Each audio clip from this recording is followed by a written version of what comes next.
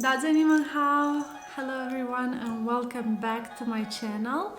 As you can probably tell, mostly from the decor and my Chinese teapot collection, we are back to Chinese stories because I just love them too much and I can't have enough of storytelling when it comes to China. The story I want to tell you today is the story of Chang'e.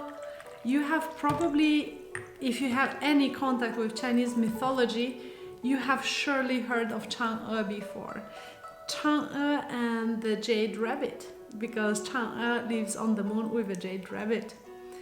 So, the story starts in mythological times before the creation of the modern world. So we are talking about times where the gods ruled and lived together, and in that time there was a beautiful woman called Chang'e and her very handsome and very smart husband called Hou Yi. Hou Yi was very virtuous and very good, and he was the archer of the heavens. The Jade Emperor, which is like basically God for us, it's the main one of the gods, or Zeus if we talk about Greek mythology and Roman mythology. So the Jade Emperor is the main god in the Chinese mythology. He had 10 sons and his sons were quite unruly. They used to do a lot of naughty things, and one day they decided to transform themselves into suns and went on the sky and started burning down the earth with their heat. People were crying and praying, and the Jade Emperor was receiving all these prayers and saw that everything was scorched and everybody was dying. So he asked Hou Yi to go and teach his sons a lesson.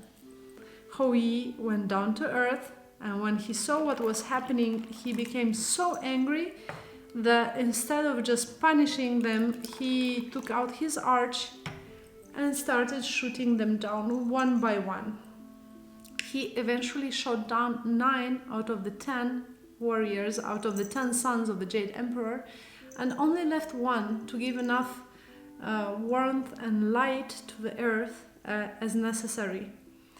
The Jade Emperor, when he found out about what Hou Yi had done, was furious. Obviously, it was his sons, and he banished him from the heavens, and he sent him and Chang'e, his wife, down to earth. Living on earth was really hard for them, which before they were immortals and now they were simple humans, having a really hard life, struggling, and Hou Yi really wanted to offer his wife the immortality again because he was really worried for her and he really loved her. So he decided to go to the mother of the gods and ask her for her help, because he knew that she had the magic portion of life that she could bestow on them and make them immortal.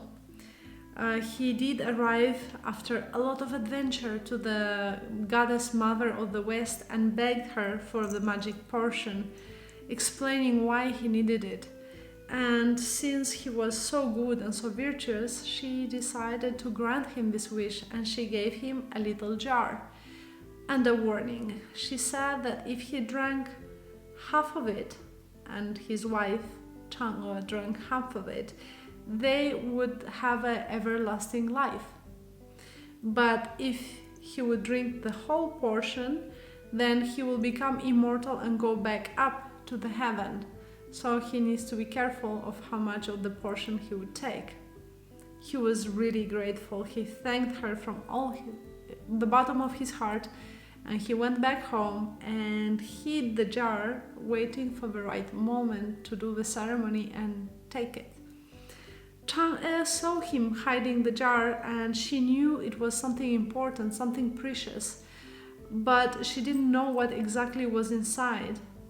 That night, Hou Yi was out doing some important job, and she saw a thief coming towards the house, crawling around the windows, looking inside, and she was really scared because she was alone. She knew she couldn't find him, and she was worried that the thief would steal this jar with whatever the liquid inside was.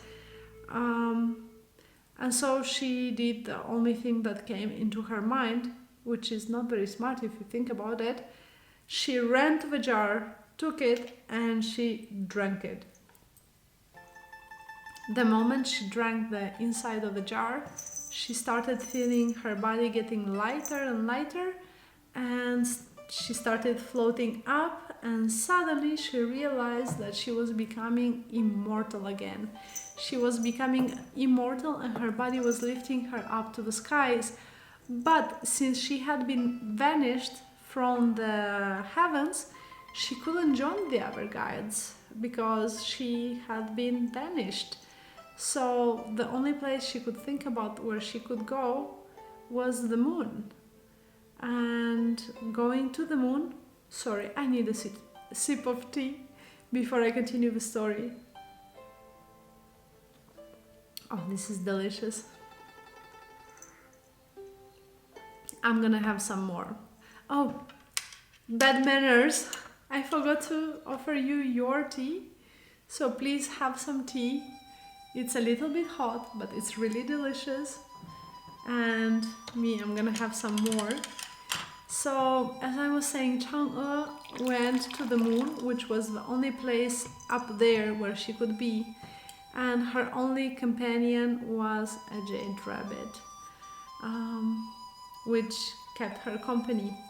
And she really suffered because she couldn't be with her beloved husband, Hoi.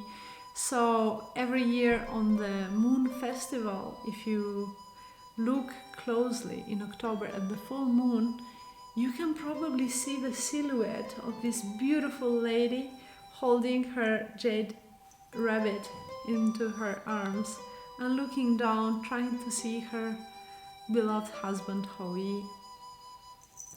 It's another love story, but Chinese mythology is full of love stories because, I mean, come on, love never gets old, doesn't it? I do hope you enjoyed the story. If you did, please like and subscribe, and I will be waiting for you again next time on my channel. 再见!